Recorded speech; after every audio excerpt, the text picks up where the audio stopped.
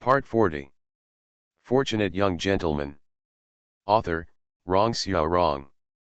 Chapter 392. Don't you know the way? Tang Ning stood up, looked at her, and asked, do you want me to take you there? He was able to speak so confidently even though he didn't know the road. Maybe it was because he was too kind to her, but Xiaomeniu couldn't realize the fact that she was actually a prisoner. Wei Nianyun said happily, you want to send me there? Dream. Tang Ning glanced at her and said, I have changed my mind now. I would like you to stay as a maid or a bed warmer. No princess has warmed my bed yet. Wan Yanyan pointed at him and said angrily, you are dreaming. The prisoner dared to be so violent. Tang Ning looked at Chen Zhou and said, take her down first. If you are too soft, you have to be hard. If you don't be tough on her, she, the captive, will always feel that she is the mistress. Chen Zhou took Wan Yanyan down and closed the door. Zhao Man tugged on his sleeves and said, don't let that pretty girl be the bed-warming maid, okay? She's very careless and likes to bite people. She's a bed warmer. I can also do this kind of thing. Wan Yanyan didn't realize that she was a prisoner, and Zhao Man didn't realize that she was a princess. One was a pretty girl, and the other was a silly girl. Tang Ning looked at her and warned, I just scared her. Princess, please never say such things in front of others in the future. I know. Zhao Man held her chin and said, these words can only be said when the two of us are alone. I can't let others know that I like you, but it doesn't matter. I like you silently, and I don't want a name. Point. Tang Ning opened her mouth and finally said, I'll make you some tofu curd. Although she had been very busy these 2 days, Tang Ning still did not forget to soak the soybeans and prepare the tofu puffs. After delivering them to Zhao Man, she personally delivered a bowl to Wan Yanyan. He pushed the door open and put the tofu now on the table. He heard a sobbing sound coming from the bedside. Wan Yanyan was lying on the bed, covering her head with the quilt. Her body was twitching, and she looked very sad from crying. Tang Ning walked over, patted the quilt and said, don't cry, I won't let you be a maid or a bed warmer. We Han people understand etiquette and will not abuse prisoners. Wei Nianyun wrapped the quilt tighter and cried more and more sadly. Tang Ning patted the quilt again, I brought you your favorite tofu pudding, do you want to eat it? Wan Yanyan wrapped herself in a quilt, got up and sat at the table, shedding tears while eating big mouthfuls of tofu. Tang Ning had a headache when she saw the woman crying. She had never cried like this the last time she was a prisoner. She said helplessly, okay, stop crying. I will send you to the grassland when the time comes. Is that okay? Wan Yanyan raised her head, wiped her tears, and asked, are my second brother and master really gone? Let's go. Tang Ning nodded and said, we didn't even have the city. We robbed a few boats and headed north. We couldn't catch up. It turned out that she was sad for this reason. It felt uncomfortable to be betrayed, especially by someone close to her. Tang Ning sighed, looked at her swallowing the tofu cake with tears in her mouth, and said, don't be in a hurry, slow down, eat, there's still more left after eating. Wei Nianyun wiped her mouth with tears and pushed the empty bowl to him. Being able to treat a prisoner so kindly made Tang Ning feel that she was really a good person. He didn't care that she just bid him, repaid her with kindness and even gave her tofu pudding. Tang Ning filled her a new bowl. There was a knock on the door. Hirui knocked on the door and came in. Looking at Wan Yanyan, who was eating tofu puffs, she seemed to have evoked some painful memories, with a sad expression on her face. He quickly came to his senses, looked at Tang Ning, and asked, Master Tang, what should we do now? Even though Hirui had been an official for many years, he had never encountered such a thing before when he was on a mission, and he didn't know how to deal with it. Tang Ning thought for a while and said, send the people in advance to rush to the capital to inform the court of the situation in Chu. Then inform the soldiers to prepare to leave in a few days. Hirui asked again, what about the princess? Of course the princess will go with us. Tang Ning glanced at him and asked, does Sir he want the princess to marry the deposed prince of Chu? That's not what Xianguan meant. Hirui trembled and immediately said, Xiaoguan will arrange to go to Beijing to report the news. Wang Yanyan finished her second bowl of tofu puffs and finally stopped crying. She looked up at him and said, if you fall into my hands in the future, I will spare you once. Let's talk about it then. Tang Ning did not take her words to heart and walked out of the room. With her stupid look, how could he fall into her hands? What he needs to worry about is that the Chu kingdom has just suffered a big change. The emperor has passed away and the news of the new emperor's succession will spread at a sweeping speed. He doesn't know how much trouble it will stir up, and he doesn't know if it will affect the people's health. Their process has an impact. In the palace, all the civil and military officials were all dressed in silk clothes. They gathered together according to their rank and wept bitterly. A figure walked in from outside the door, walked to the front, looked at everyone, and said, don't cry, Brother Huang doesn't like making noise. The cries of the officials gradually stopped, and the Minister of Rights stood up and bowed, the death of the late emperor is a tragedy for the country. Heaven and earth share the sorrow, but the country cannot live without a king for a day. I sincerely request the prince to ascend the throne immediately. Please, Your Majesty, ascend the throne.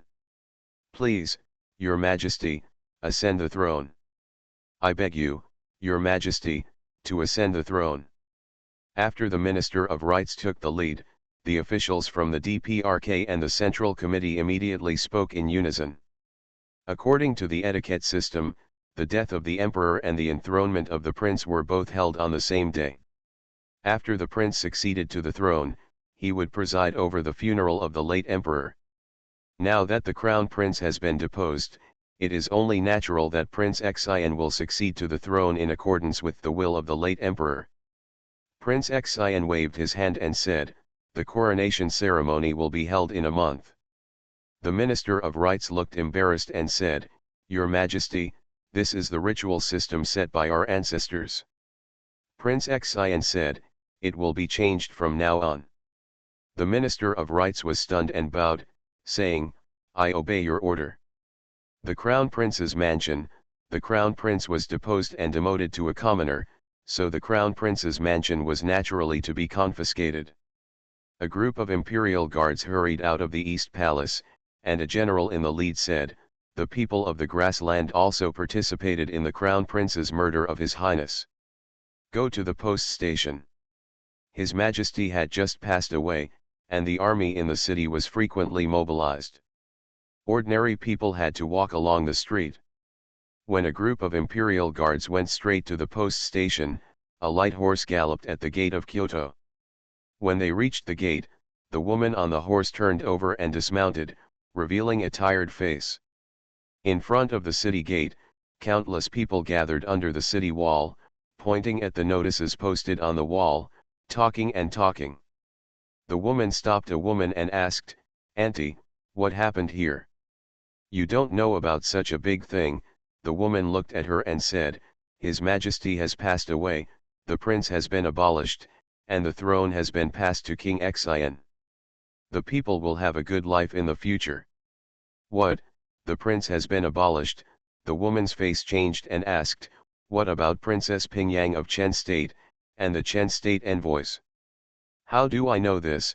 The woman sneered and said, however, I heard that some envoys colluded with the prince and wanted to murder King Xian. Now the soldiers are arresting people all over the city. The woman's face turned pale and she ran quickly into the city. The middle-aged woman was stunned and stretched out her hand and said, Hey, girl, you don't want your horse anymore.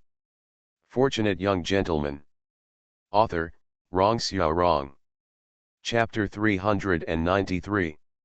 The prince joined forces with the grassland envoys to murder King Xian, disrupted the Queen Mother's ceremony, trapped himself in a cocoon, and brought disaster upon himself.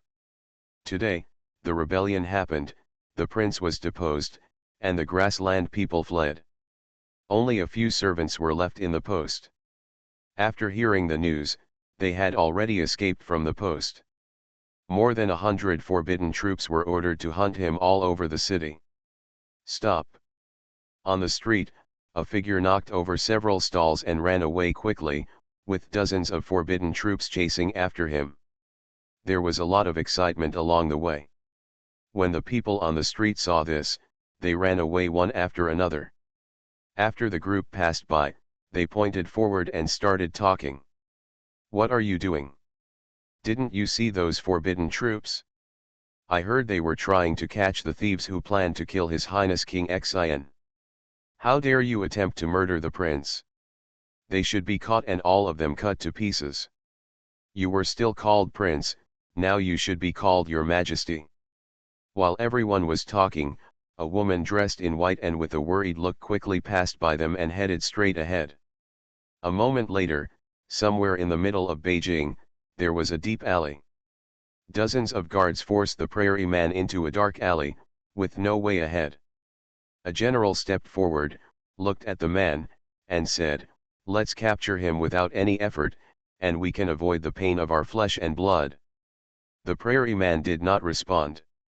He found a wooden stick from the corner, took a stance, and looked at them warily. The general glanced at him, waved his hand and said, "Take it." When several forbidden soldiers drew their weapons and slowly approached the front, the woman in white fell from the sky, grabbed the man's shoulder, stepped on the wall for a few times, and flew over the high wall in front. The general was stunned and said loudly, "Don't let them run away, chase them quickly." On the other side, the woman in white grabbed the man and walked quickly through the alleyway. She walked to a deserted place before putting him down, and asked worriedly, "Where is Tang Ning?" The man looked at her, patted his chest, and said gratefully, "At #%UN #%UN /U0026 amp, asterisk." The young woman froze on the spot. "What did you say?" The man patted his chest again, asterisk /U0026 amp, %UN at #U0026 amp, %U0026 amp, %. The young woman was shocked. "You are not from Chen?" "Over there," the man did not answer. Ahead, the pursuing guards had discovered them and were surrounding them. On the streets of Chu State, Tang Ning led Zhao Man to sweep store after store. Everything about the trip to Chu State is over. Before going back, it is natural to bring back some specialties. When leaving Kyoto, Zhao Yuan asked him to buy 8 or 10 boxes of rouge when he returned. Tang Ning simply bought 180 boxes. There were many girls in the family, so it was not easy to go abroad, so she might as well buy more. He exchanged some of his hundreds of thousands taels of silver notes when he came to Chu State, but he hadn't spent much of them yet. In addition to rouge and gouache, Chu's fabrics and jewelry were also different from Chen's. Tang Ning also bought some of them and gave them away as gifts. There are not many customers on the streets today. In fact, Kyoto will not be too lively in the next 3 months. There are too many taboos around the death of an emperor. Gulan wine shops are not allowed to open, brothels are not allowed to operate, and marriages or weddings are not allowed. Other celebrations. The stone that weighed on her heart was relieved, and Zhao Man returned to her true nature. A woman's true nature is to go shopping. After walking half a street, the accompanying guard was already covered with things. She even bought a rabbit as a pet. It was Snow White. She didn't know that she would get tired of raising it in a few days. Then she would have to consider whether to make a griddle rabbit or a shredded and roasted rabbit. Tang Ning stood on the street, looking at the southern sky, wishing she could spread her wings and fly back. After being away from home for so long, he missed Xiaoai, Xiru, Xiao Xiao, Fang Xiao Yu, Su Huxiu's bed, and even somewhat missed Tang Yejing's fist. Naturally, I also miss my mother and cousin Tang Shui. He thought about it and looked at Tang Shui, who ran out of a street ahead, holding his shoulders and staggering, and felt that he must have hallucinated because he missed them too much. But why is it that Tang Shui's cousin is transformed? Even if it's not Xiao Ru Xiaoi, she should be Tang Yao Yao or Suhuhu. Could it be that in his subconscious? Catch her! A forbidden army general ran out of the alley, wiped the blood from the corner of his mouth, and shouted, "Catch her, he is an accomplice of the grassland people, we must not let her escape." Tang Shui covered the wound on his shoulder. In the past 2 months, he had been traveling day and night, and he was exhausted. After the battle just now, he was almost exhausted, and he fought with only a will. "Sister." Hearing the sound coming from the front, Tang Shui raised his head, looked at the figure running towards the side, and finally felt relieved. Then his vision went dark and he lost consciousness. Tang Ning took 2 quick steps and caught her before she fell. The young general ran over, looked at him, and said, "Master Tang, this assassin just injured many of our brothers." "She? What assassin?" "She is mine, not an accomplice of the grassland people." Tang Ning hugged her up, looked at the young general from the Xian palace and asked, "Are the soldiers' injuries serious?" The young general was stunned, then reacted immediately and said, "They are all minor injuries." Tang Ning took out a banknote and handed it to him, saying, "Just think of these as brother's soup and medicine expenses." When the young general was about to refuse, Tang Ning had already handed him the banknote, turned around and left quickly. A man stepped forward and asked, "Commander, do you want to pursue me?" The young general waved his hand and said, "It was just a misunderstanding, so there is no need to pursue it." As a confidant of King Xian, he naturally knew the relationship between Lord Tang, the princess, and King Xian.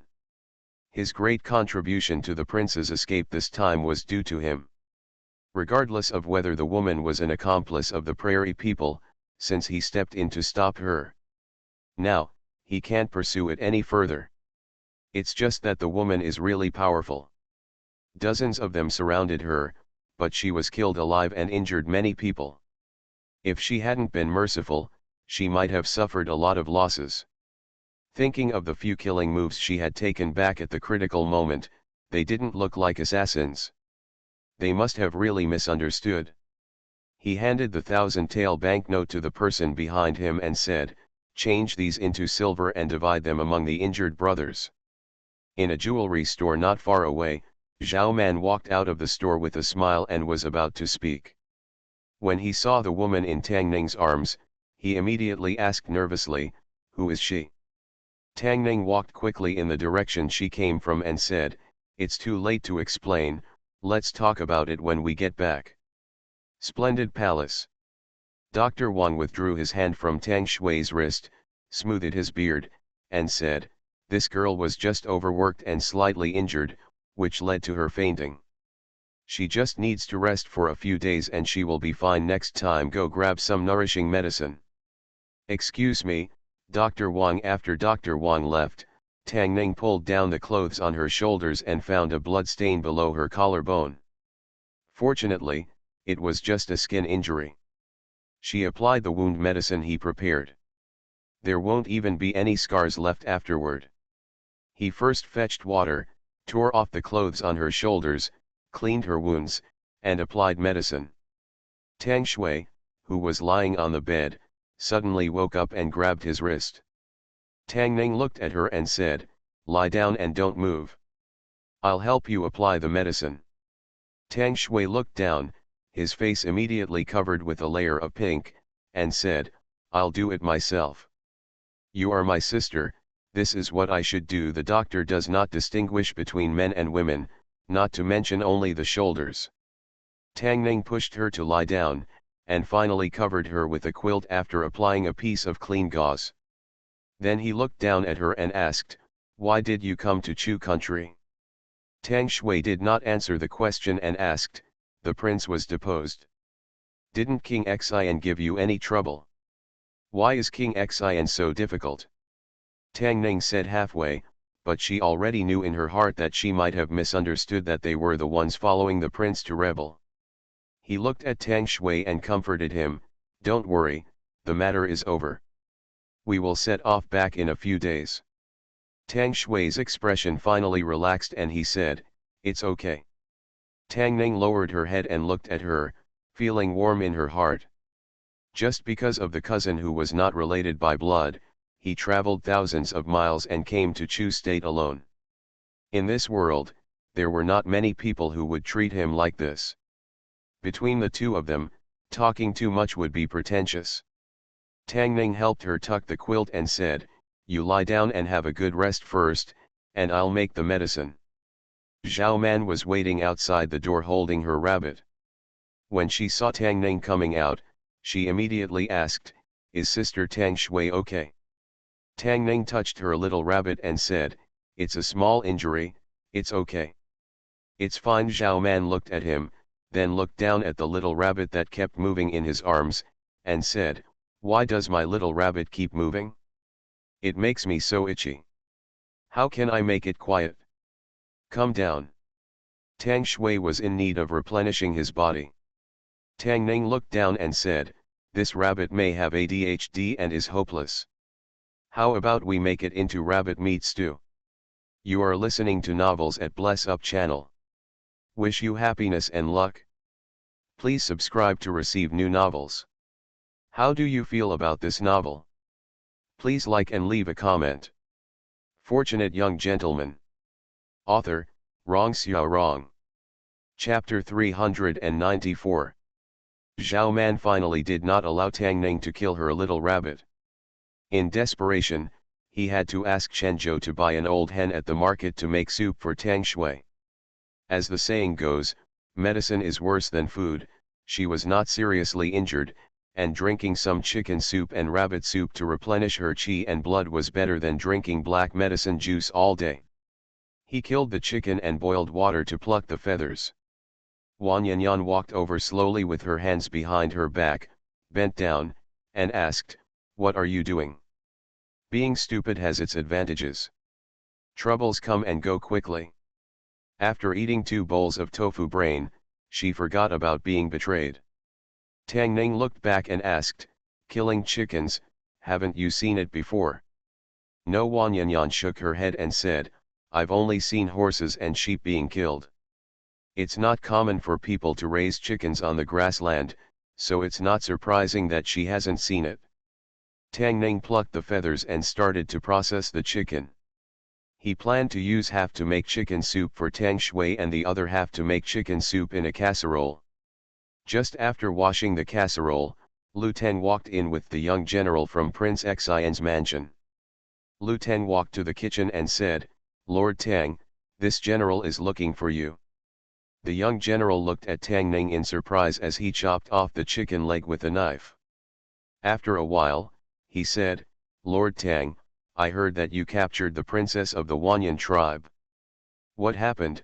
Tang Ning chopped half of the chicken into pieces and asked, "The grassland people have ulterior motives and assassinated the princess on the road. Now that their princess has been captured, I plan to take her back to Chen State for disposal in a few days." "Why are you asking her?" The young general was stunned and said, "Since Lord Tang wants to deal with her, we have nothing to do.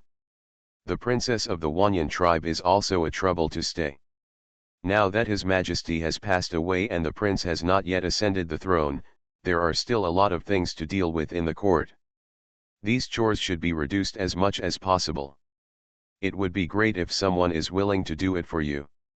He looked at Tang Ning, bowed and said, "I'll take my leave." Tang Ning cut the chicken, looked back at Wang Yanyan who was standing in the corner, and said, "If you have nothing to do, help me wash the vegetables."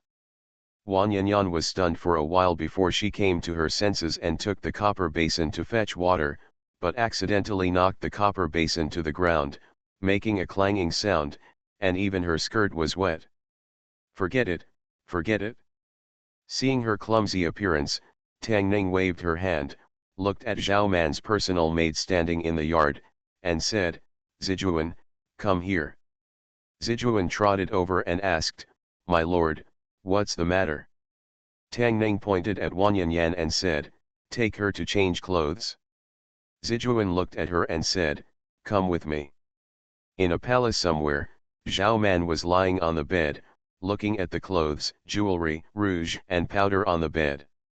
Seeing Zijuan coming in, she waved her hand and said, you came at the right time, throw these away, I bought a lot of new things today, and I can't take them back.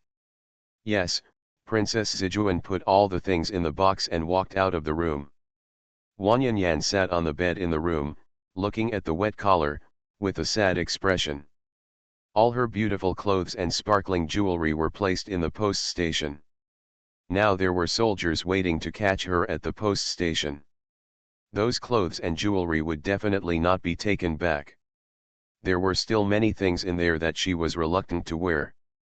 Zijuan came in with a box, looked at her, and said, everything is here, all for you, you can choose it yourself. Wang Yanyan opened the box and looked at the dazzling array of things in the box.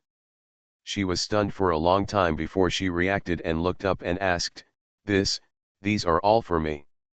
Zijuan clapped her hands, breathed a sigh of relief, and said, if you don't like it, throw it away. Watching Zijuan walk out, Wang Yanyan moved the box to the bed and took out the beautiful clothes inside one by one. In addition to these beautiful clothes, there were also more sparkling jewelry than she had before. Her eyes moved to another place, with surprise on her face. Could these wooden boxes contain rouge and powder used by Han women? Zhao Man drank the chicken soup made by Tang Ning and said, it's delicious, better than the one made by the imperial chef. Tang Ning looked at her rabbit and asked, is your little rabbit not moving around? Zhao Man nodded and said, it has been well behaved from just now until now. Tang Ning thought for a while and said, it may be autistic. This won't work. How about we roast it? Zhao Man quickly protected her rabbit and said nervously, don't try to take my little rabbit. If you don't want to take it, then don't. Let Chen Zhou buy another one tomorrow. Tang Ning went back to the kitchen and brought out the chicken soup specially made for Tang Shui. This bowl of chicken soup also added some tonics. Tang Ning tasted it and thought it was pretty good. He walked to the door of the room, pushed it open, and saw Tang Shui leaning on the bed. He walked over and said, drink the soup. Tang Shui was about to get off the bed, but Tang Ning shook her head and said, your right hand is injured, just sit on the bed, I'll feed you. Tang Shui refused, I'll do it myself. Why are we being polite? Tang Ning moved a chair and sat beside the bed, and put the spoon to her mouth. Although Tang Shui's face was a little unnatural, she still opened her mouth. She drank a few sips of soup, then looked at Tang Ning and said, Princess Anyang told me everything. You are so brave that you even dare to disrupt the marriage between the two countries. Do you know how dangerous this matter is? If someone finds out, you will have several heads to chop off. When she spoke, she frowned and looked serious, which was considered a formal admonishment. Tang Ning looked educated, I know. He fed her another mouthful of soup and asked, is everything okay in the capital? Tang Shuidao, nothing major happened until I left. She looked at Tang Ning and asked, you and the princess? We are still innocent. Tang Ning looked at her and explained, the situation in Chu State is inherently complicated.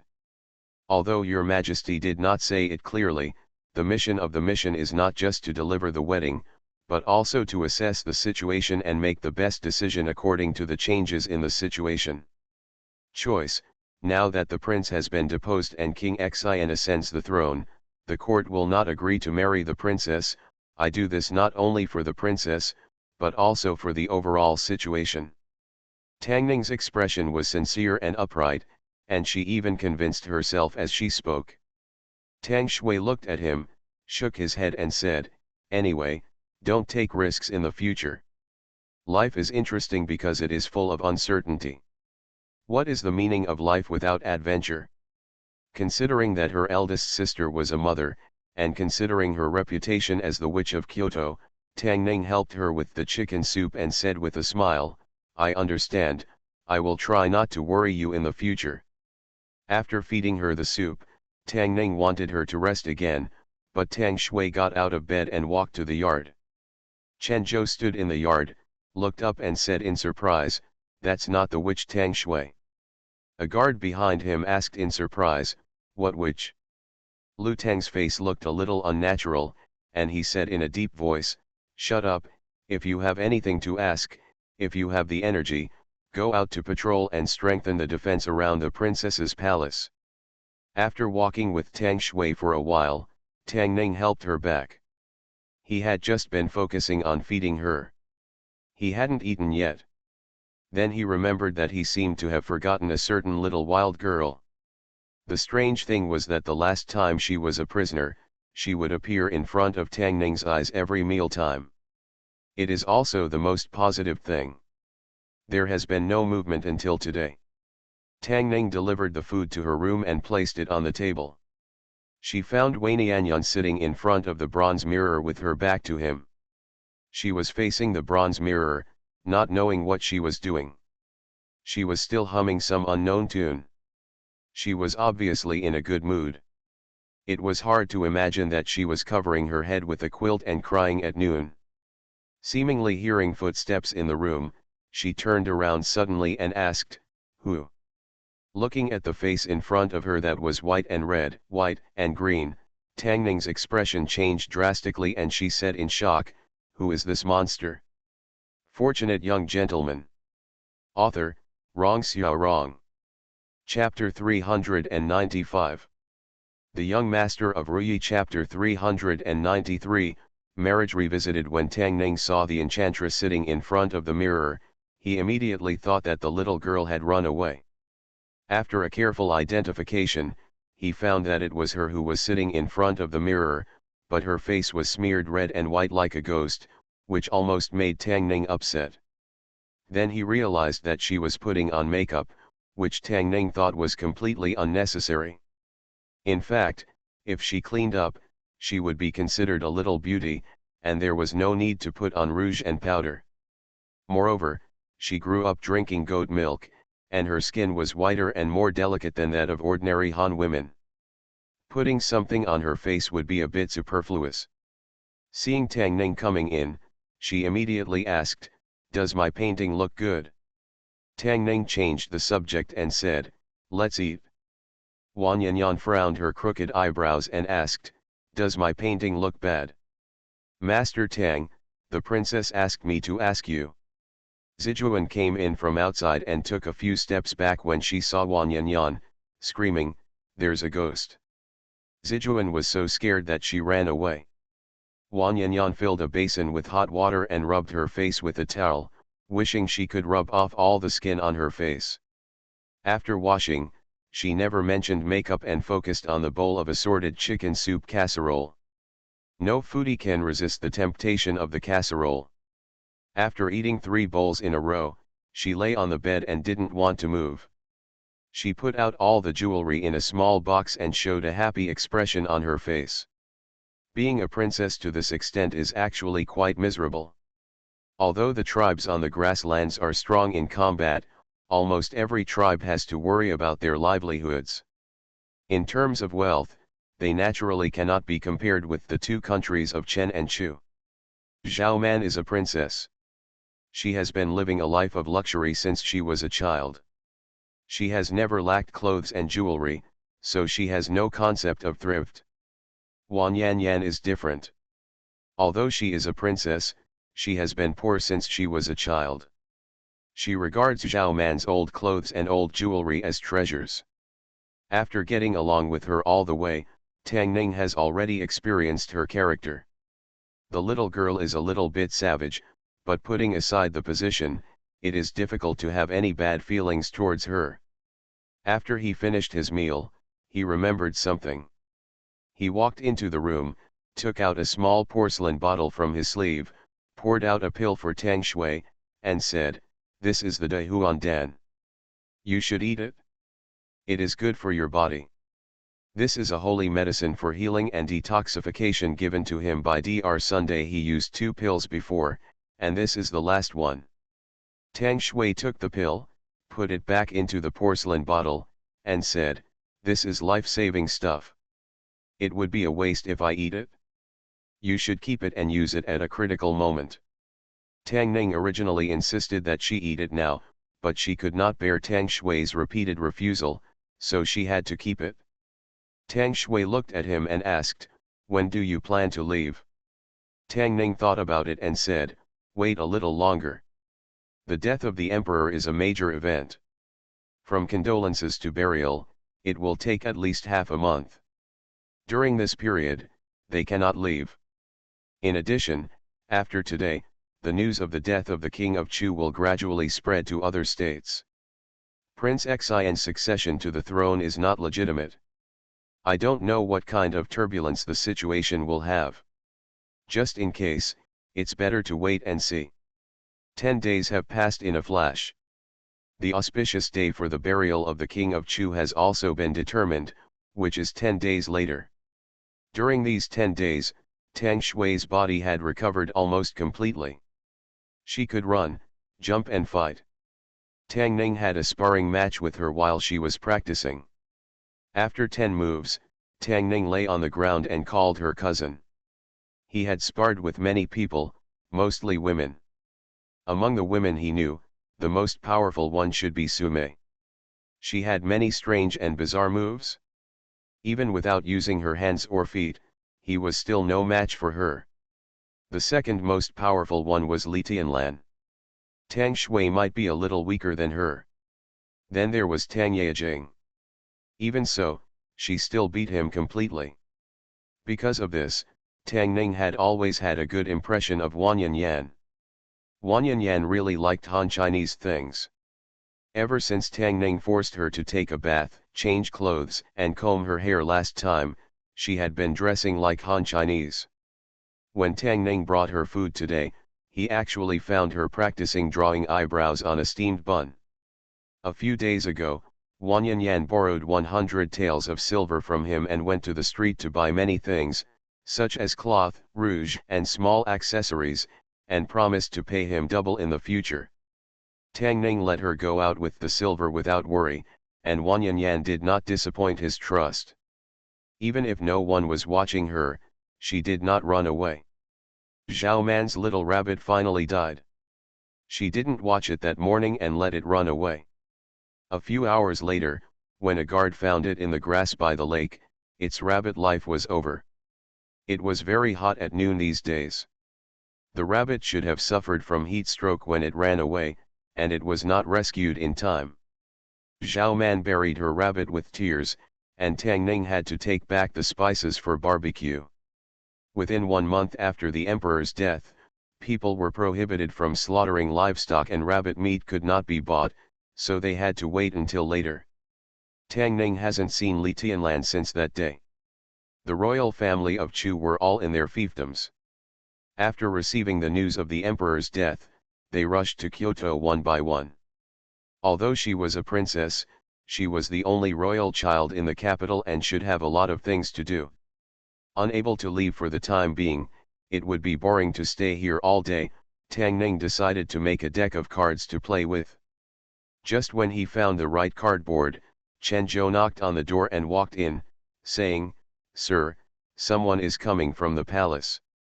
He led an eunuch in, and the eunuch walked up to Tang Ning, bowed and said, "Your Majesty summoned your country's marriage envoy.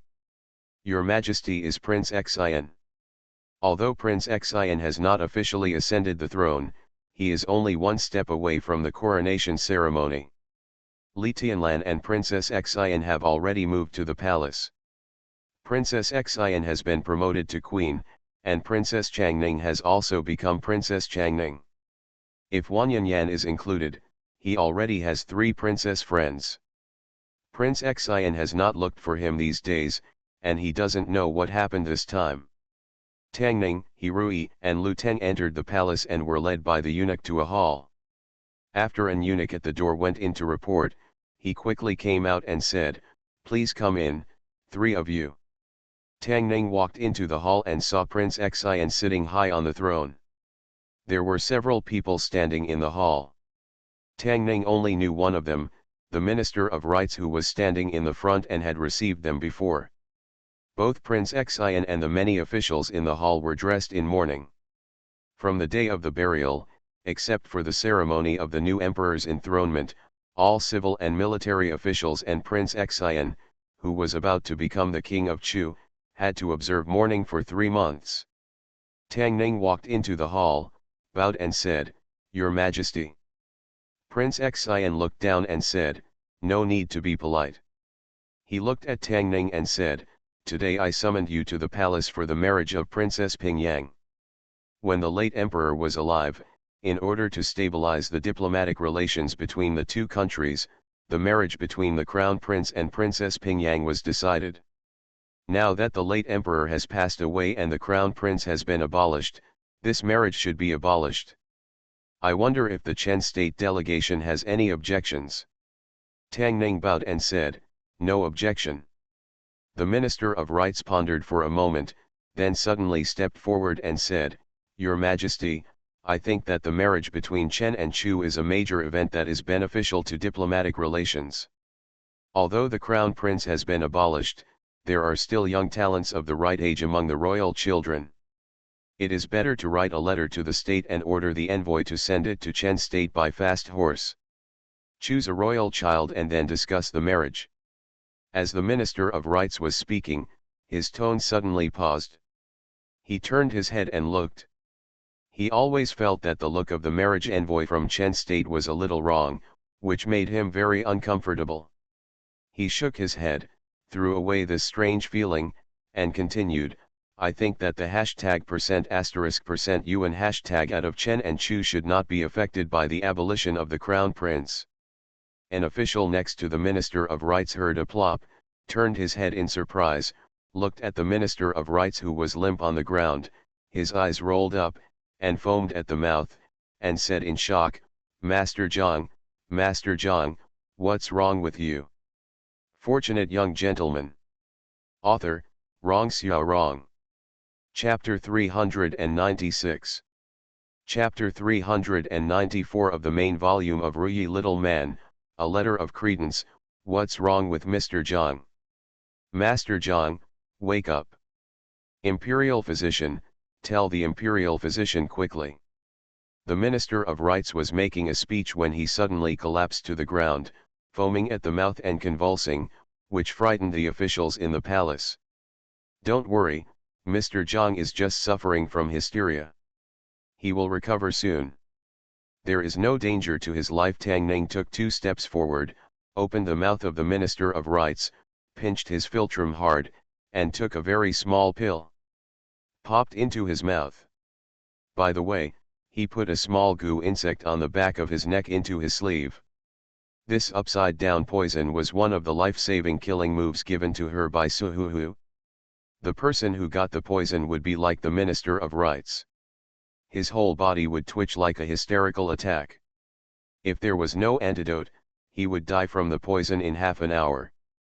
In addition to poisoning, this voodoo also has an early warning effect. Once there are other voodoos approaching Tang Ning, this voodoo can sense it in advance. It was Tang Ning's way of discovering the middle-aged woman's voodoo last time. This voodoo can both poison and enter the body.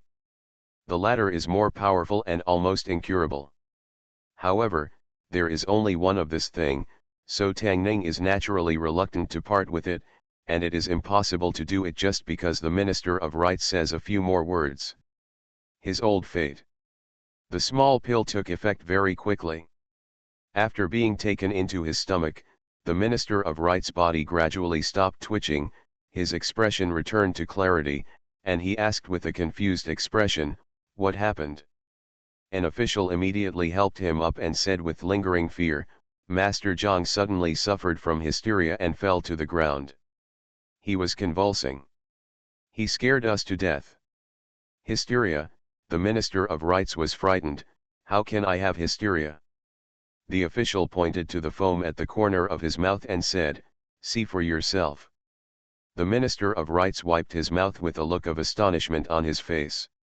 Tang Ning looked at him and said, Master Zhang, you should go to the imperial doctor first.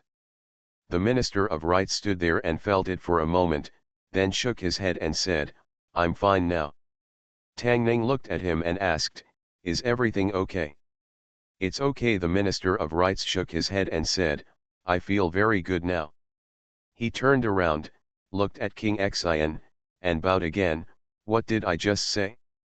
By the way, I just said about choosing a royal family member to marry Princess Pingyang #%% Yuan #% Yuan. Before the Minister of Rites could finish his words, hysteria broke out again, and he collapsed again, foaming at the mouth, and convulsing. Tang Ning fed him a pill again, then cut him down with a hand knife, and said, it seems that Mr. Zhang is seriously ill. Let's take him to the imperial doctor quickly. The two imperial guards received the signal from King Xian, raised the Minister of Rites, and quickly ran out of the palace.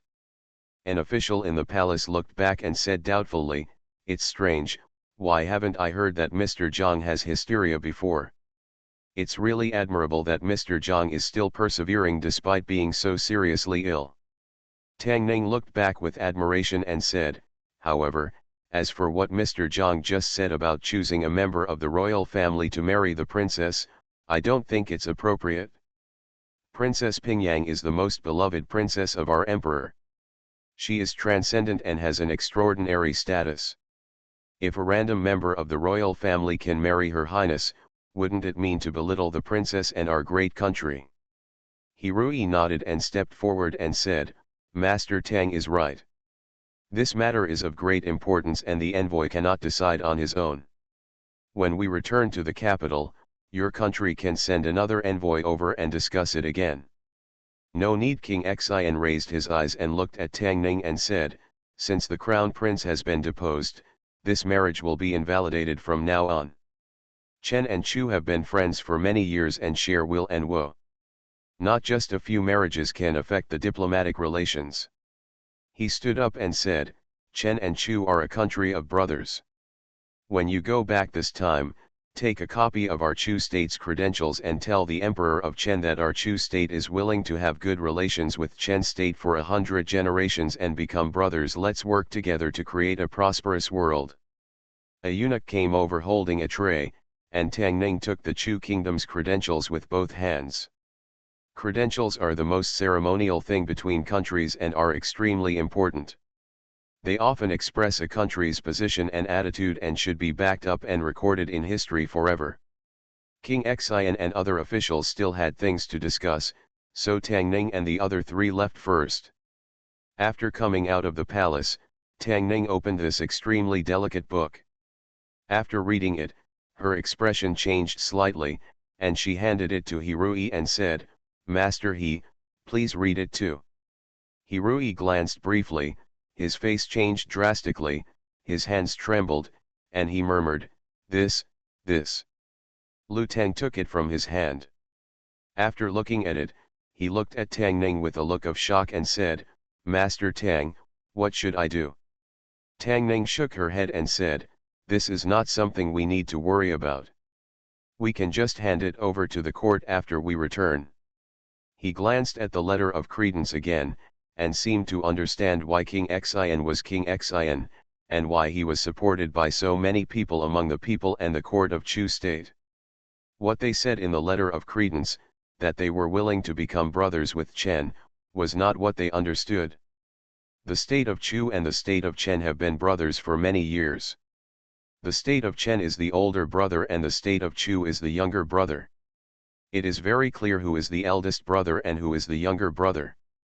The state of Chu needs to pay tribute to the state of Chen every year. Considering the distance between the two capitals, coming and going, it will take at least more than half a year. It is almost as if the envoys who sent tribute this year have just returned and have to prepare for next year. But the brothers in King Xian's ceremonial letter are equal brothers. To be more specific, starting from today, Chu state has cancelled the tradition that lasted for more than 10 years and no longer pays tribute to Chen state every year. It is called a country of brothers. In addition, the Chu state will also pursue a national policy of no compatibility and no marriage. It has not been said whether the princess of the Chen state can marry over, but the princess of the Chu state will never marry over, directly blocking the way for King Kong and King Duan to propose marriage. Died. The princess of Chu will never be used as a bargaining chip for political marriage. If you don't surrender, you won't pay tribute. It is conceivable that after this letter of credence from the Chu state was brought back, it would cause quite a stir in the court. After being the leader for so many years, suddenly one day, the younger brother under you jumps up and wants to be your equal, which makes no one feel comfortable. Whether it is the people, courtiers, or even the emperor of the Chen state, their attitude towards the Chu state has always been that of a superior state. But now, the advantages established by the Chen state decades ago have gradually been overtaken by the Chu state.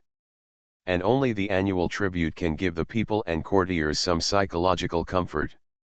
Now, this only psychological comfort has been taken back by Chu state. To a certain extent, Chen Guo's mission was a failure. The princess didn't get married, and the princess didn't get married back either. King Xian came to power with 3 fires, the first and the second were both burned on Chen Guo's head.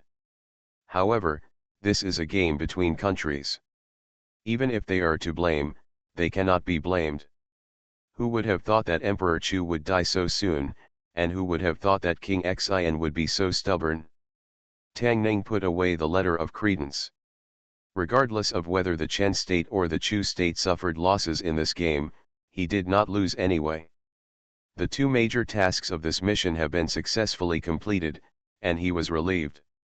He Rui sighed and said, "This matter is of great importance.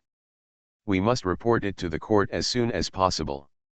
Mr. Tang, let's go back quickly." Tang Ning walked a few steps, then suddenly turned her head and looked at a figure standing in front of a certain hall. She turned to Hirui and Lu Teng and said, "I still have some things to do, you guys go first." You are listening to Novels at Bless Up channel. Wish you happiness and luck. Please subscribe to receive new novels. How do you feel about this novel? Please like and leave a comment. Fortunate Young Gentleman. Author, Rong Xiao Rong. Chapter 397. Li Tianlan was standing there quietly in plain palace clothes, looking a little more luxurious than before, but his face was a little haggard. After the death of Emperor Chu, the entire palace was immersed in a sense of sadness. Tang Ning walked forward slowly and said, "There is no resurrection after death." "I am sorry."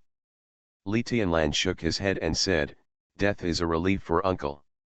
She was silent for a moment, then looked at Tang Ning and asked, "My father summoned you to cancel the marriage, right?"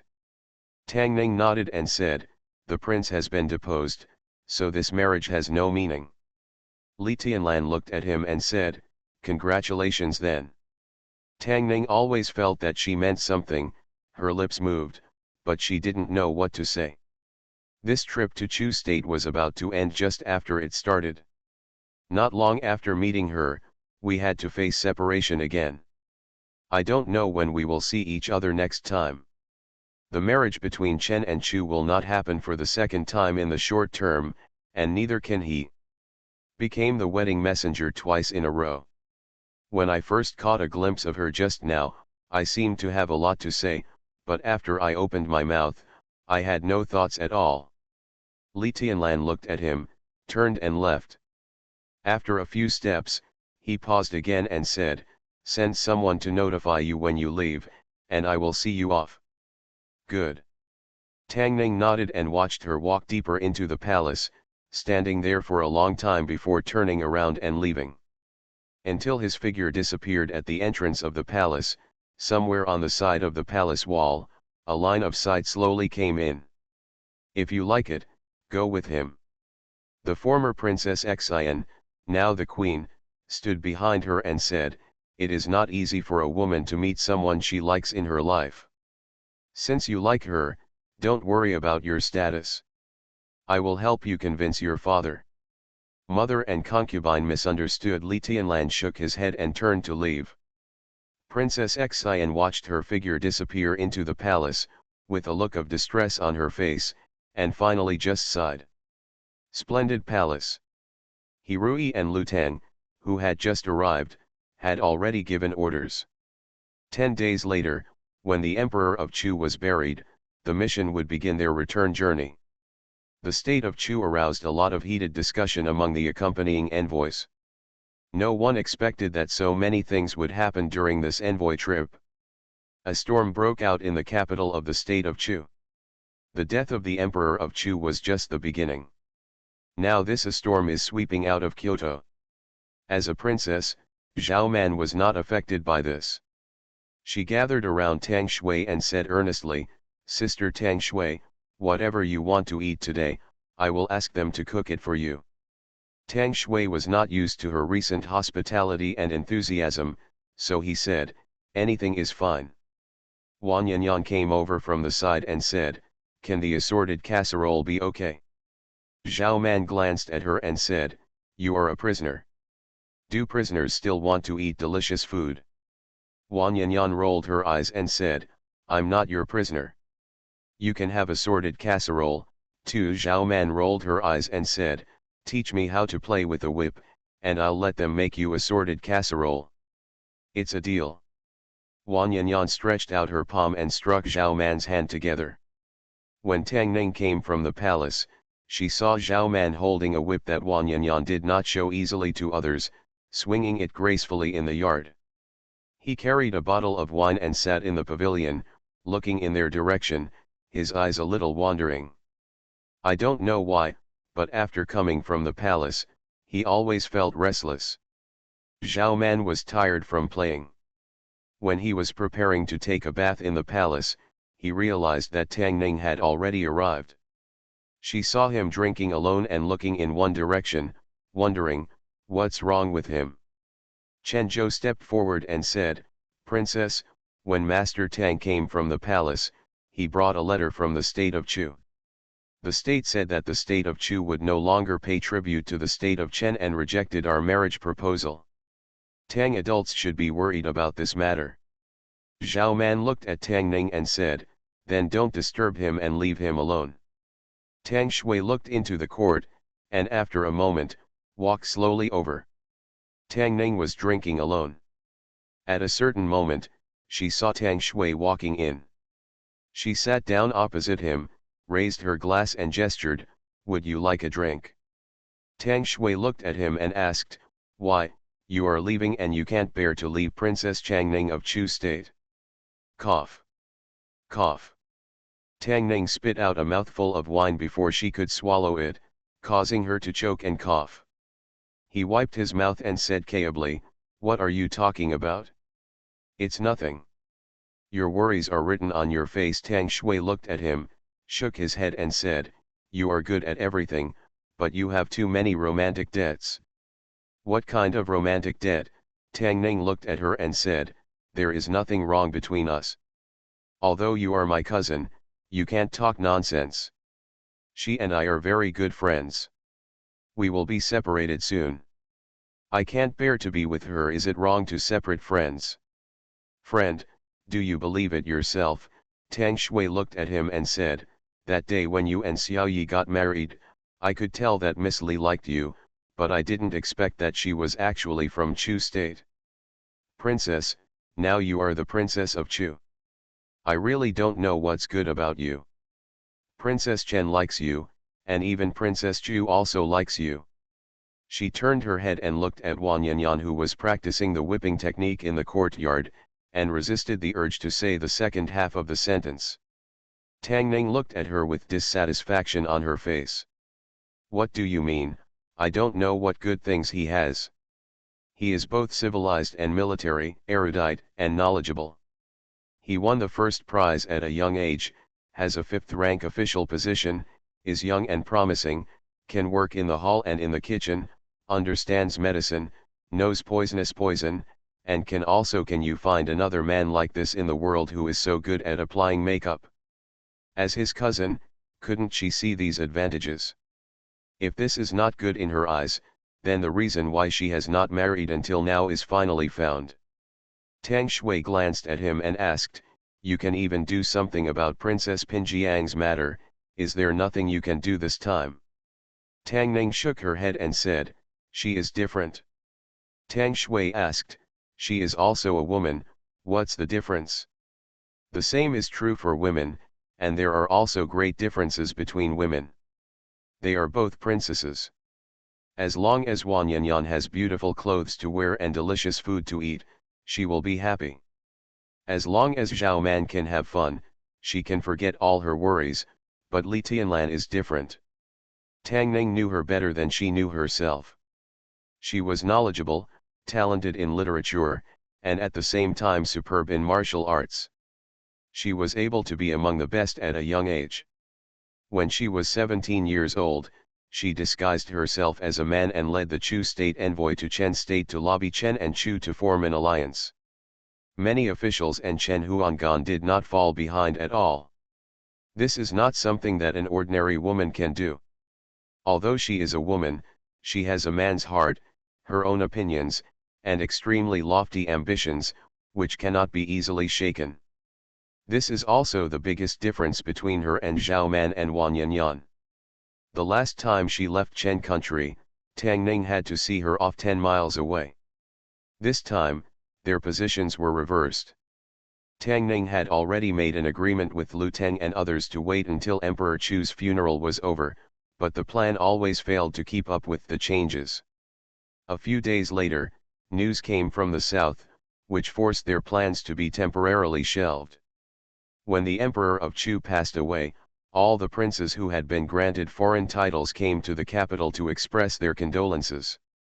However, there was one man who widely spread rumors among the people that the king was forcing the late emperor to die, forged a posthumous edict to depose the prince, and plotted to usurp the throne.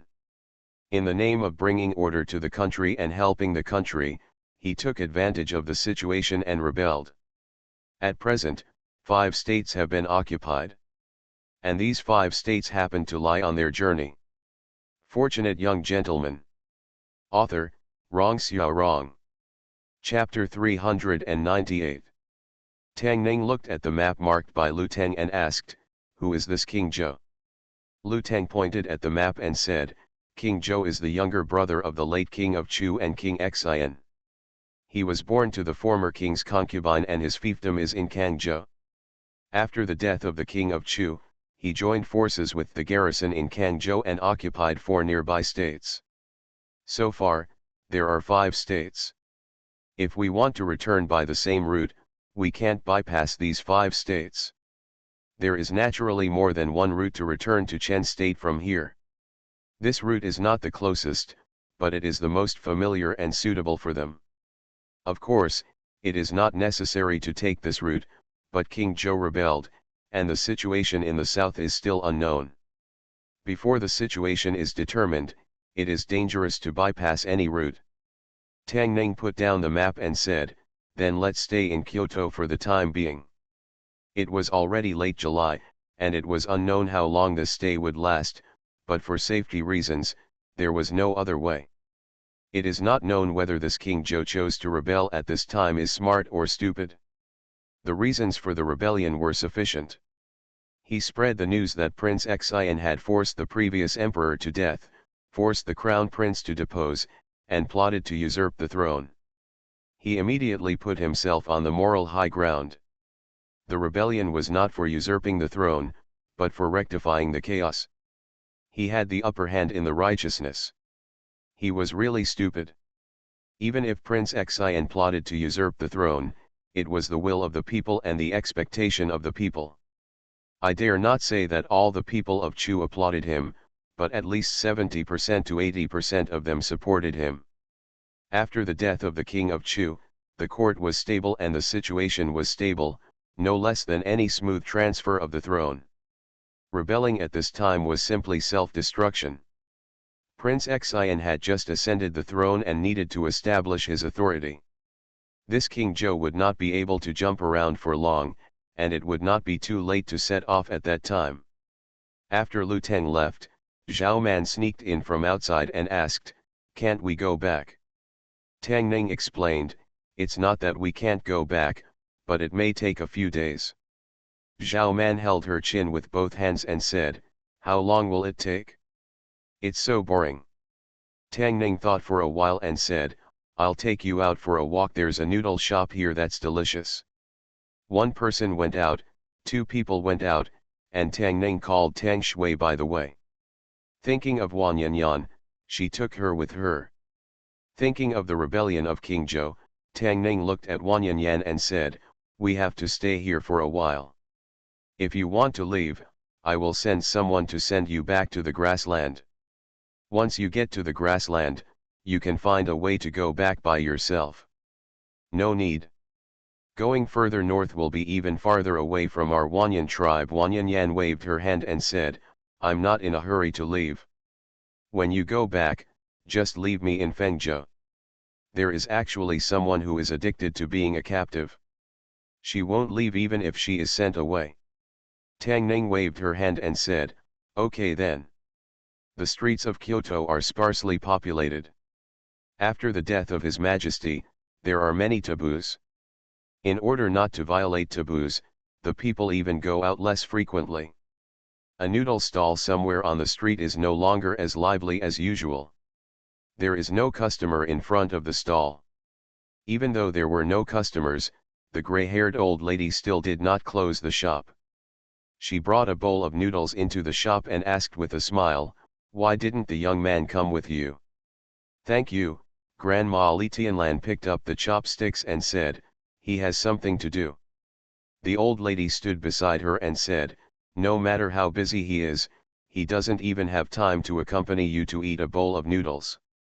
This man can't be spoiled, otherwise he will always use being busy as an excuse. He will be busy today and tomorrow, and his whole life will be busy. Li Tianlan ate the noodles in small bites and asked, Grandma, do you understand this? The old lady smiled and said, Grandma, when I was young, I was also a flower in the world. I have seen everything. You girls, when you are young, you do whatever you want, but don't wait until you are old to regret it. Did you quarrel with him? In my opinion, you have to change your temper. Girls should act like girls. Sometimes, you have to be gentle and feminine, so that men will like you. Watching Li Tianlan leave after eating, she shook her head and sighed while cleaning up the dishes. With this temper, I'm afraid you will suffer for the rest of your life. Grandma, give me 5 bowls of noodles. A voice came from the front. The old lady looked up and was stunned at first, then her face showed anger, and she shouted, who are you calling grandma? Who is your grandma? Tang Ning looked at her in a daze, not knowing why the old lady was so angry today. Did someone offend her before and he was affected? He didn't want to quarrel with her, so he put the silver on the table and said, 5 bowls of noodles. Tang Ning and Tang Shui, Zhao Man and Wan Yanyan walked into the store, and Lao Zheng was sitting outside alone. Tang Ning looked at them and said, the noodles here are pretty good. You guys should try them later. Wan Yanyan nodded and said, I've eaten them before. The noodles cooked by this old lady are the best I've ever eaten. Zhao Man looked at Tang Ning, then looked at her and asked, you guys, are you eating together? Tang Ning explained, we just happened to meet. Wan Yanyan added, last time my second brother and I had dinner here, we happened to meet him with a beautiful girl. Beautiful, Zhao Man looked at her. Girl, Tang Shui looked at Tang Ning. Tang Ning glanced at Wan Yanyan and explained in detail, last time Princess Chang Ning and I came here to eat, we happened to meet her and the second prince and others. Bang. The old lady put a bowl of noodles heavily in front of Tang Ning and said, your noodles. The old woman seemed to be still angry. She brought in 4 bowls of noodles one by one, as if she had a deep hatred for the table. Tang Ning was really worried that the table would fall apart under her shaking. Wan Yanyan couldn't wait to pick up the chopsticks and tasted it. Then her face wrinkled and she stuck out her tongue and said, it's so salty. Tang Shui also tasted it and shook her head and said, mine has no taste. Zhao Man looked at them, tasted a small bite, and immediately spit it out, saying, "What? It's so salty, it's not delicious at all." Tang Ning looked at them in surprise, and tasted it himself. He felt a strong sour taste rushing from his mouth to his head. He was so sour that he even dropped the chopsticks in his hand on the table. He looked down in disbelief. Could this bowl of noodles be cooked with vinegar? Outside the door, Zheng the butcher sat on a low stool, tasted a mouthful of noodles, looked at the old woman, and said, "Old man, can you put some more salt in my noodles?" "What to put in?" The old woman glared at him and said, "Why put so much salt? Don't you know how expensive salt is? If you eat so much salt, you'll be salty to death." Zheng the butcher looked at her, stood up, and reached for the small box of salt. The old woman grabbed his wrist and said angrily, "What do you want to do? Grab the salt." After a while, Zheng the butcher slowly withdrew his hand, sat back in his original position, and said, "The old man is right. Eating less salt is good for your health." In the imperial palace, in the imperial study, the important officials of the court gathered. The news of King Zhou's rebellion came, and today's morning court was held as an exception, but during the morning court, almost the whole court was boiling, so that the court meeting could not continue, so it had to be adjourned in advance, leaving only a few important officials in the court to discuss matters in the imperial study. The Minister of Rights stepped forward and said, "Your Majesty, the late emperor has not yet rested in peace. The king of Zhou is rebelling. It is a great treason. We should send troops to suppress him immediately." A burly general knelt on one knee and said loudly, "Your Majesty, give me 100,000 elite soldiers. If I cannot quell the rebellion of the king of Zhou within a month, I will bring my head to you." As soon as he finished speaking, another person said, "Your Majesty, I only need 50,000 soldiers and horses."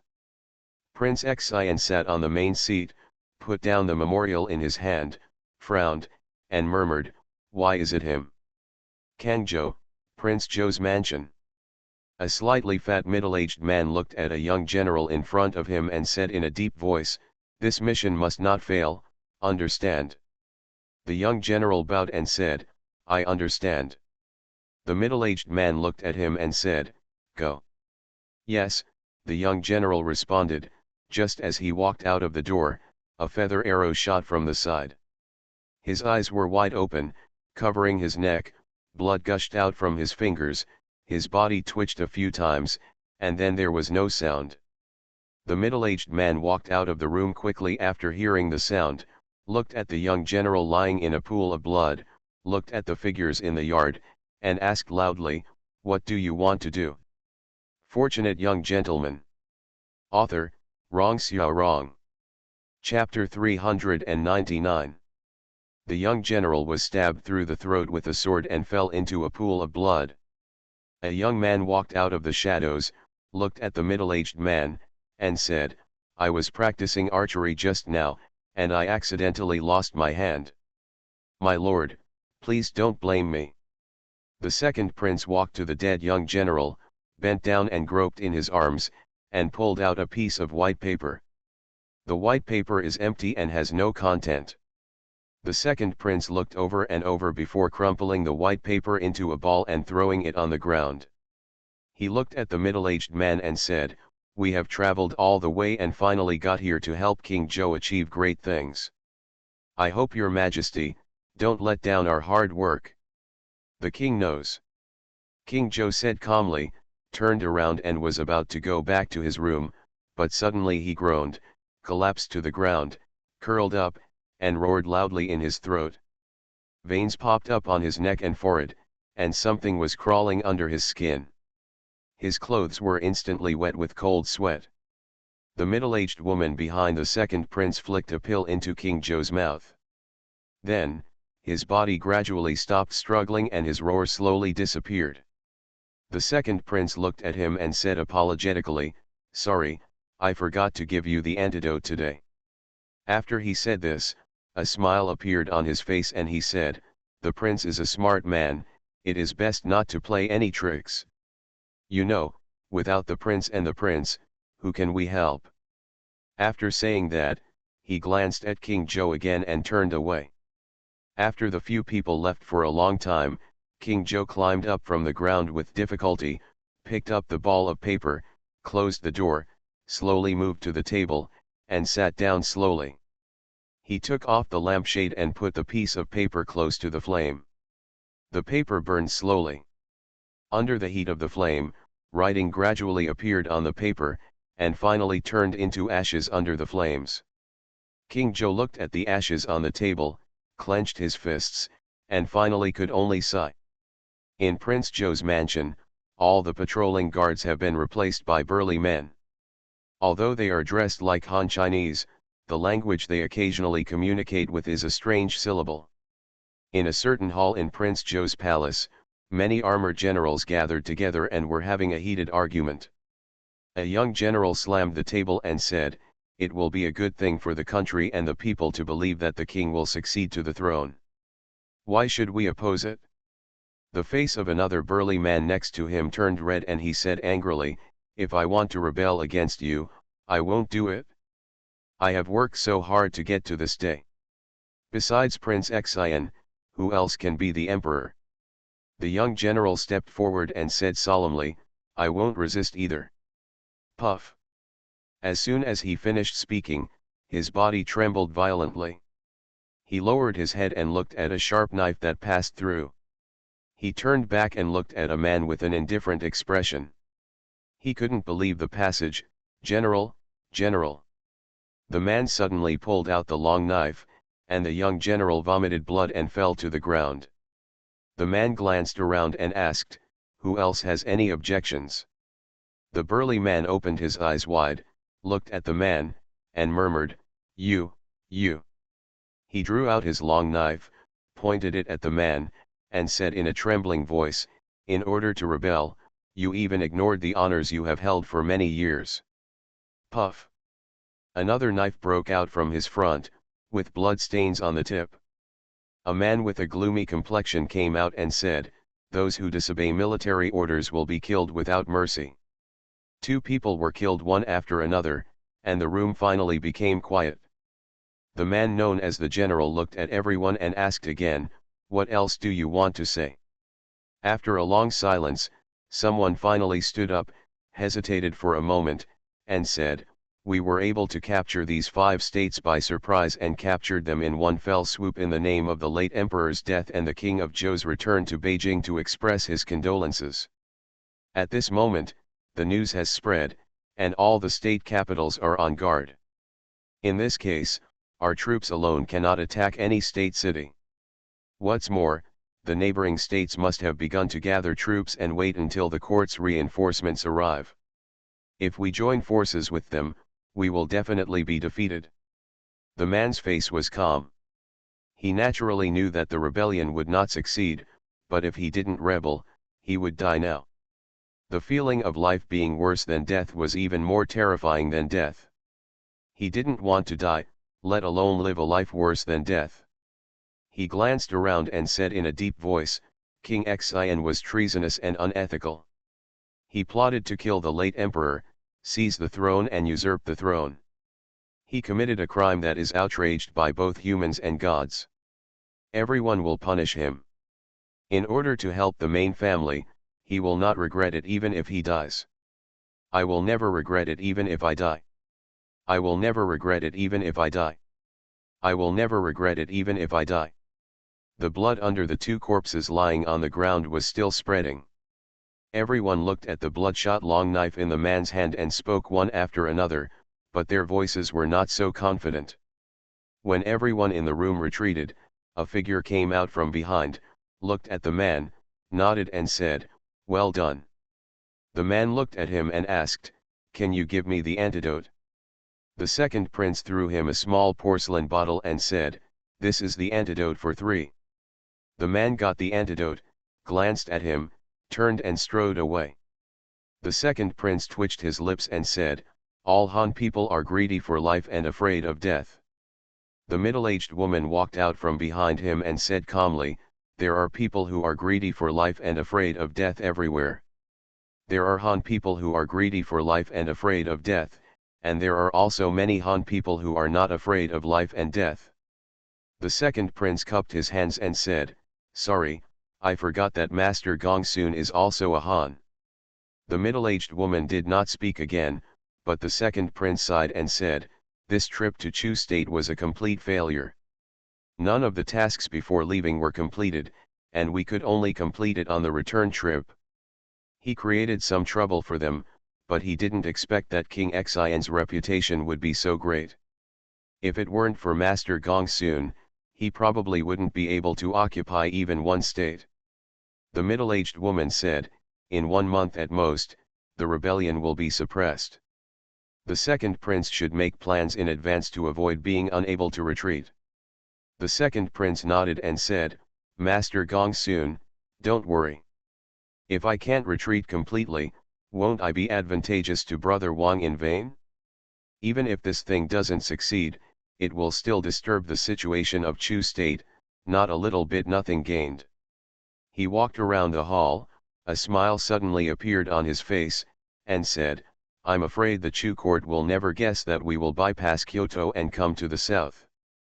Since she had a bite of noodles at the old lady's shop 2 days ago, Tang Ning didn't have a drop of vinegar in the next 2 meals she ate. He stood in the corridor and reached out to grab the whip that Zhao Man accidentally threw at him. Zhao Man hurried over and said with concern, "Are you okay?" "I didn't mean it." "It's okay." Tang Ning waved her hand, looked at Wang Yanyan, and said casually, "If you want to become more powerful, you'd better change your weapon. If you only use a whip, it will be difficult to make progress." Wang Yanyan had actually realized that although her whip was easy to use, it was not only ineffective but also a burden when meeting someone more powerful. She also thought about whether to use another weapon. Zhao Man had been coveting Wang Yanyan's whip for a long time and immediately said, "You changed your weapons, can you give me this whip?" Wang Yanyan immediately took back her whip and said, "I won't give it away."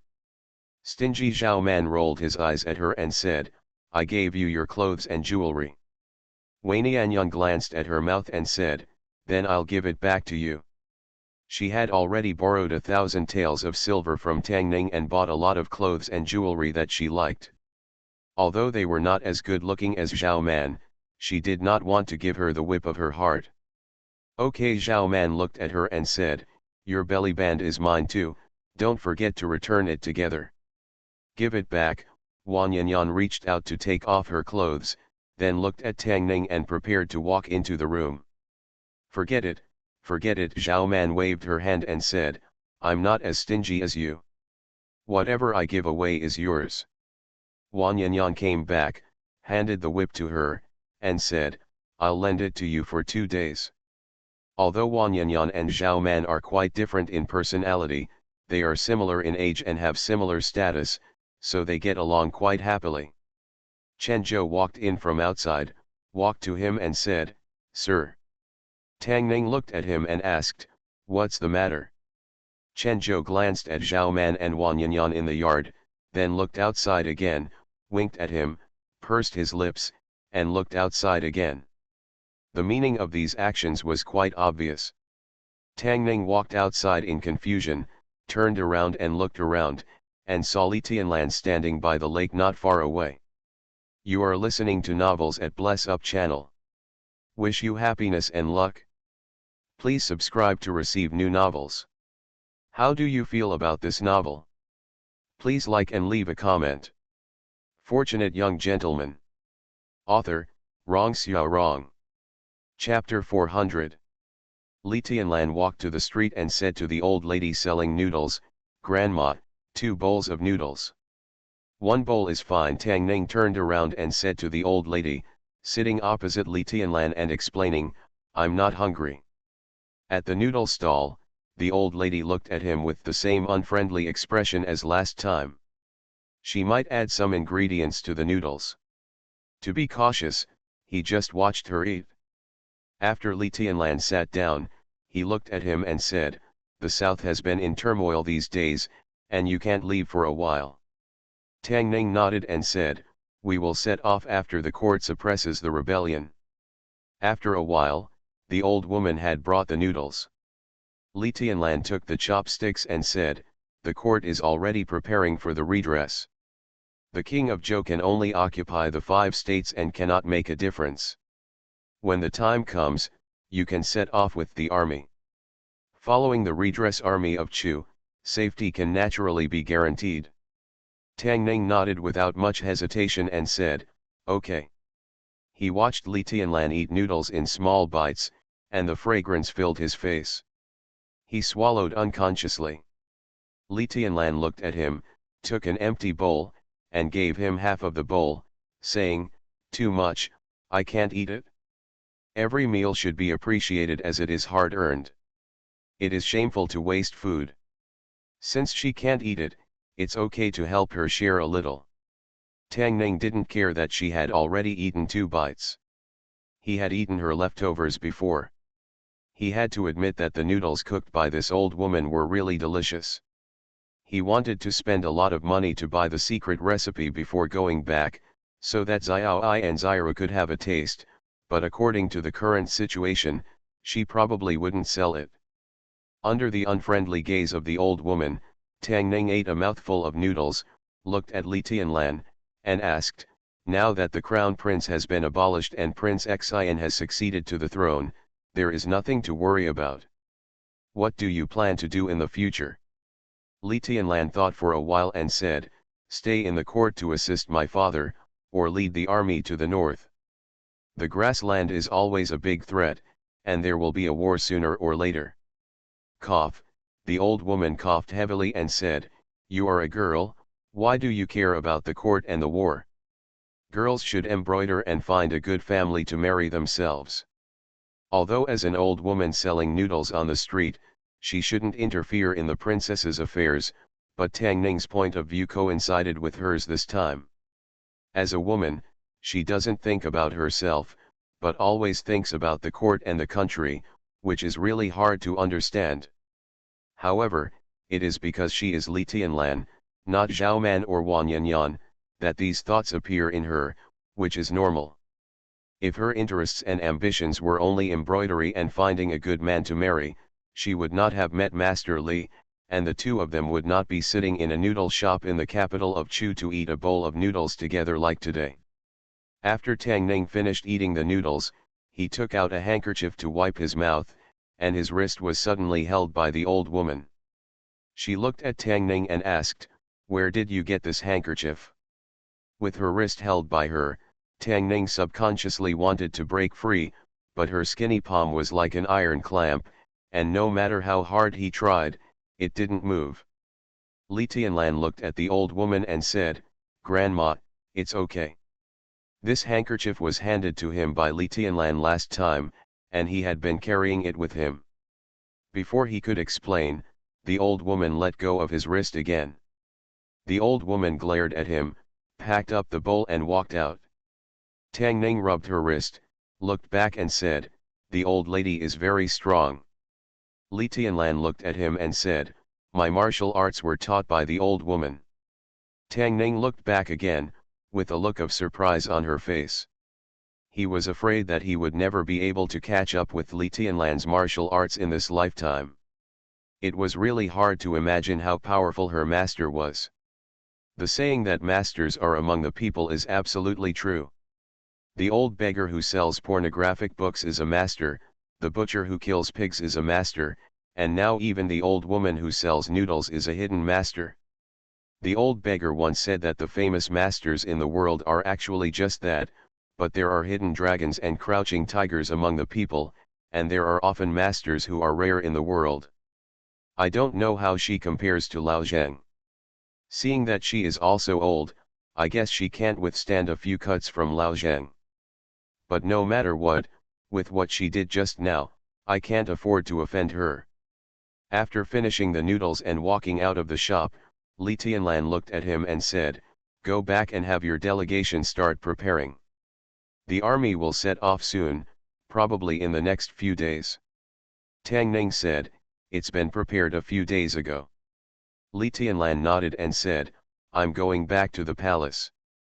Tang Ning walked beside her and said, I'll take you there. The noodle stall was not far from the palace.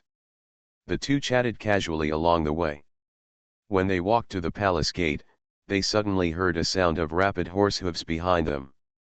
In Kyoto, it is forbidden to ride horses unless in an emergency. Tang Ning turned around and heard a whoosh. After the horse stopped, it collapsed to the ground, foaming at the mouth, obviously exhausted to the extreme. A knight fell off his horse, looking equally exhausted. He struggled to crawl on the ground twice, took out an envelope from his arms, and said in a hoarse voice, King Zhou's secret letter. Li Tianlan walked over quickly, took the envelope from him, and ordered the guards who came over, help him go in and rest. She opened the envelope, and Tang Ning stood beside her and glanced at it.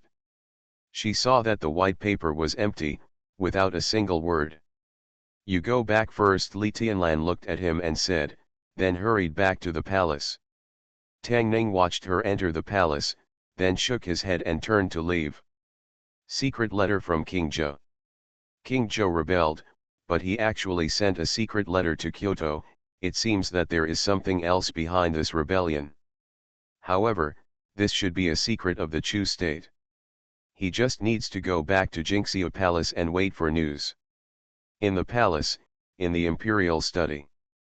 The new Minister of Revenue walked out slowly and said with a fist, Your Majesty, the Ministry of Revenue has prepared the food and silver for the 100,000 strong army, and we can set off tomorrow. The Minister of War followed and bowed, all weapons, vehicles, and carriages have been prepared by the Ministry of War. It has been several days since the news of King Zhou's rebellion reached Kyoto. As soon as the news was received, the court attached great importance to it and urgently mobilized troops and food to go to Kangzhou to suppress it. This was the first battle after the new emperor ascended the throne, and it was also a great opportunity for deterrence. If the court could wipe out the rebels with thunder and lightning, then those snakes, insects, rats and ants hiding in the dark would not dare to act rashly. A general knelt on one knee and said loudly, Your Majesty, I am willing to accept your order and lead 100,000 soldiers to fight against the rebels. Prince Xian looked at him and nodded, In this case, I will order you. Father, before he finished speaking, Li Tianlan walked into the hall quickly, walked forward, put a letter on the table, and said, Someone brought it from Kangzhou, saying it was a secret letter from King Zhou. King Xian paused, took out a piece of paper from the envelope, looked behind him, and said, Bring a candle. Soon an eunuch brought a candle and lit it. Prince Xian placed the white paper on the candle, kept a certain distance from the flame, and gently roasted it. Soon, words appeared on the paper. After reading it, Prince Xian put it down and stood up and said, It's those people on the grassland again. He looked at him and said, They controlled the king of Zhou, and in the name of the king of Zhou, they summoned the generals of the 5 states and killed those who were unwilling to cooperate. They just wanted to cause trouble for us. Li Tianlan looked at him and said, They want my Chu soldiers to kill each other. Prince Xian looked at the paper again and said, However, this is only one-sided and cannot be fully trusted. Li Tianlan thought for a while and said, If what is said in this letter is true, as long as those people can be dealt with, there is no need to mobilize troops and use swords. It is better to order the army to stay put and send people to investigate the news. Prince Xian waved his hand and said, Since the troops have been summoned, they must go, but the lives of the soldiers cannot be sacrificed in vain. I will send secret agents to Kangzhou to find out the truth. Li Tianlan thought for a while, looked at him, and said, I'll go. Fortunate young gentleman. Author, Rong Xiao Rong. Chapter 401. Tang Ning, Zhao Man, and others stood at the entrance of Jingxia Palace. There were endless pedestrians on the street. Today is the day for the funeral of the Emperor of Chu. From the palace to the imperial mausoleum outside Kyoto, the funeral procession stretches for dozens of miles. Compared with the funerals of previous emperors, which involved a lot of work, waste of money and people, according to the imperial edict, the funerals of this Chu emperor were all carried out in a simple manner. From today on, King Xian will be the absolutely orthodox emperor of Chu. The army to conquer the rebels will also set off in 2 days. The envoy has been prepared and will follow them then. Wang Yanyan looked around. When the funeral procession passed by, people on both sides of the street couldn't help but burst into tears from time to time and said, "These people all like the emperor of Chu." The two brothers, King Xian, were both rare heroes who made the Chu state rise from a disadvantage. In terms of political ability alone, the two of them far surpassed Emperor Chen. Emperor Chen can only be regarded as the Lord of Defending, but the late Emperor Chu can be regarded as the Lord of Zed. Tang Ning looked at her and said, "When you go back later, pack all your things. We will set off in 2 days. I can finally go home." Wang Yanyan nodded, with a hint of nostalgia on her face, and sighed, "It's so nice here, how nice would it be if the grassland and them could stop fighting."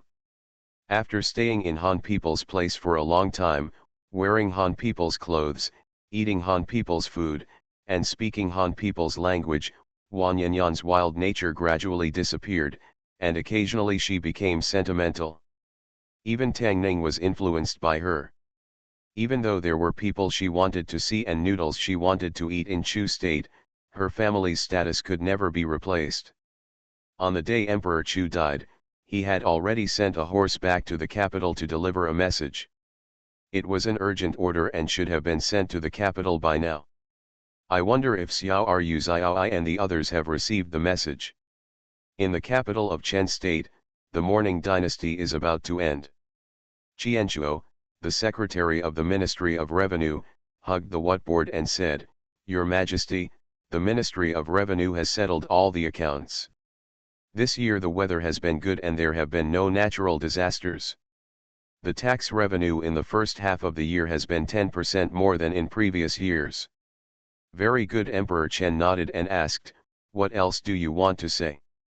Lu Ding, the secretary of the Ministry of War, stepped forward and said, "Your Majesty, a few days ago, I inspected the treasury and found that there were many old and worn-out ordinances in the treasury. I asked your Majesty to allocate 50,000 taels of silver to replace one for the Ministry of War. Approval of new ordinance. Don't be careless when it comes to ordinance." Chen Huang thought for a moment and said, "That's right." After the Minister of War, 2 more censors impeached the private life of some officials in the court, but they were all trivial matters.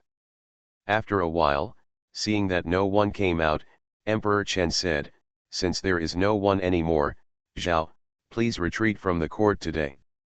As soon as he finished speaking, a eunuch hurried in from outside and said loudly, "Your Majesty, Chu state is here to report." The state of Chu is urgently reporting. Emperor Chen had already sat up and was about to retreat, but after hearing this, he sat back down again. Upon hearing this, all the officials in the court immediately cheered up. Diplomacy is no small matter. The mission escorted Princess Pingyang for her marriage and has been away for half a year. Except at the beginning, there were envoys who could not stand the bumpy journey and were sent back to Beijing due to illness. There was no news. At this time, an urgent message was sent, fearing that something big was going to happen. Chen Huang held the dragon chair with both hands and said, "What is the urgent performance?" "Read it." Yes, the eunuch opened the secret fold and immediately said, "Your Majesty Tang Ninki, I was favored by the emperor and served as a wedding envoy to the state of Chu. However, something unexpected happened. On the 5th day of the 7th month, the emperor of Chu passed away and left an edict. It is said that the emperor is in the position of King Xian, and the prince rebelled and was deposed." When the eunuch said this, cold sweat broke out on his forehead and his voice was already trembling. "What?" Chen Huang suddenly sat up from the dragon chair. All the officials in the court also had their eyes wide open in horror. "The mission is here to see the princess for marriage, and the person to marry him is none other than the Prince of Chu." Now that the Emperor of Chu has passed away, the prince's rebellion has been abolished, and the marriage has been ruined. Is there anything wrong with the envoy of Chen? No. The face of Lu Ding, the minister of war, changed slightly. Tang Jing, the minister of Zhongshu, looked worried. Tang Hui, the minister of rights, had no expression on his face, and the faces of the others showed shock and disbelief. Chen Huang looked down and said in a deep voice, "There's more." The eunuch trembled for a moment, looked at it, and immediately said, "Your Majesty, the Chu kingdom has experienced great changes, the marriage has been ruined, and Mr. Tang is preparing to escort the princess back to Beijing." After hearing that the mission was fine, Lu Ding and Tang Jing softened their expressions. Emperor Chen sat down again and said, "Send it over." The eunuch hurried forward and presented the secret fold. Chen Huang opened the folder, read it twice carefully, and put it aside. When the Chu emperor died suddenly, the situation in Chu state changed drastically, almost turning everything around. Although it did not have much impact on Chen state, in the long run, it did not benefit Chen state much. Now that the marriage has failed and King Xian ascends the throne, the Chu state will undoubtedly become more powerful. This is not what he wants to see. It is foreseeable that the Chu state will rise at a faster speed and surpass the Chen state, which is just around the corner. However, these were a foregone conclusion and could not be changed. Emperor Chen glanced at the three princes below, feeling inexplicably depressed, waved his hand and said, "Retreat from the court." Hundreds of officials walked out of the hall one after another, with different expressions. Emperor Chu's sudden death naturally surprised them. After the death of the Emperor of Chu, he deposed the crown prince and passed on the throne to the new king, which was even more surprising. But what makes people even more puzzling is how come the dignified 3UN champion is really like a broom star, causing trouble wherever he goes. The minister of the Ministry of Justice was killed as soon as he entered the Ministry of Household Affairs. The minister of the Ministry of Punishment is still in prison because of him. What happened to the three ministers of the Ministry of Rights has long been spread in the court. This trip to the Chu kingdom was even more terrifying. The princess was escorted to marry the prince, but the prince was deposed and the emperor of Chu died. Even the officials in the court who did not believe in these nihilistic theories were a little shaken in their hearts. Tang Mansion. Su Ru held Zhong Yi's hand and said happily, "Brother Xiaoning is coming back." A brisk figure flashed in from outside the door. Xiao Xiao looked at them and asked eagerly, "Is brother back? Where is he?" Zhong Yi finally felt relieved, touched her head and said, "We have to wait a few more months." Su Ru breathed a long sigh of relief and said, "Brother Xiaoning can bring the princess back safely this time." Tang Yao Yao walked in from the door and said leisurely, "I just don't know if I brought back one or two." Xiao Xiao looked up at her and asked, "Sister Yao Yao, aren't you happy that my brother is back?" The corners of Tang Yao Yao's lips turned up, and she snorted, "He will come back when he comes back, why should I be happy?" Xiao Xiao blinked and asked, "Then why are you laughing?" Tang Yao Yao became angry from embarrassment, "Who is laughing? If you talk nonsense again, I'll spank you." Natural home. Su Mei rolled around on the bed holding a baby as tall as one person. Xiao Tao quickly ran in from outside and said, "Miss, your medicine will be back soon. It will take at least 3 months." Su Mei sat up from the bed, sighed, and said, "I'll tell mother." Tang family. A woman grabbed Princess Anyang's hand and asked, "Princess, you and Shui'er are as close as sisters. Tell auntie, where has Shui'er gone?" Seeing that she could no longer hide it, Princess Anyang sighed and said, "She went to Chu State." Chu State, the expression on the woman's face became even more worried, and she said hurriedly, "She grew up in the capital. Where has she ever been to such a distant place?" Princess Anyang said hurriedly, "Don't worry, aunt, she will be back soon." She comforted the woman for a long time before walking out of the Tang mansion. When she was sitting in the sedan, her whole body relaxed and she breathed a long sigh of relief. She had just learned of the news that the Emperor of Chu had passed away, the Crown Prince had been deposed, and Princess Pingyang and the envoy would return to Beijing today, and she was more shocked than anyone else. Because she was a participant in something, she knew better than anyone else what kind of hidden secrets there were. She leaned against the sedan, with a look of disbelief on her face, and murmured, "He actually did it." Warm reminder, if you find that clicking the next page will force you to jump to other websites, please use the chapter error or contact us at the bottom to inform us. We will handle it as soon as possible. Thank you for your understanding.